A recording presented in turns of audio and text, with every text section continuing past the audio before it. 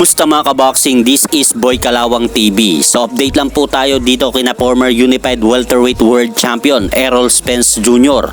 at kasalukuyang Unified Super Welterweight World Champion, the Towering Inferno na si Sebastian Fundora. Dahil ayon nga po dito sa batikang manunulat ng ESPN na si Mike Kappenger ay kasalukuyang may pag-uusap na nga po na nagaganap sa magkabilang kampo nila Sebastian Fundora at Errol Spence Jr. at target nga po daw gawin ang kanilang sagupaan sa buwan na Oktubre.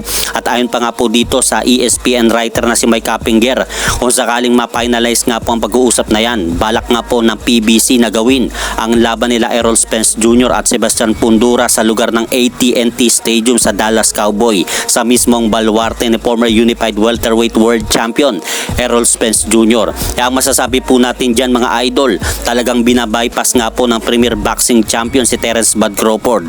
Dahil alam naman po natin mga idol na gustong makalaban nga po ni Terence Bud Crawford si Sebastian Fundora upang maging ganap na 3-weight undisputed world champion kapag naipon nga po nito ang lahat ng titulo sa 154 pounds o super welterweight division. Kaya ano pong masasabi nyo sa balak ng PBC na unahan itong si Terence Bud Crawford kay Sebastian Fundora? At sa kabilang balita naman po mga kaboxing, kung matatandaan nyo sa ating previous video, tinalakay nga po natin na ayon nga po dito kay GMA Sports Analyst JM Siasat na nakikipag-usap po daw ang kampo ni 3 Division World Champion John Riel Cuadro Alas Casimero sa isang local promotion. At ayon pa nga po kay JM Siasat, kung sakaling lumipat po daw ng promotion itong si John Riel Cuadro Alas Casimero ay magkakaroon nga po daw ito ng malaking problema dahil bago po daw mawala ng visa ang kontrata nito sa kanyang dating promoter na Hapon ay may nakasaad po dito na may isang laban pa si John Riel Casimero bago po daw ito makawala sa TBP o Treasure Boxing Promotion. Pero ngayon mga idol,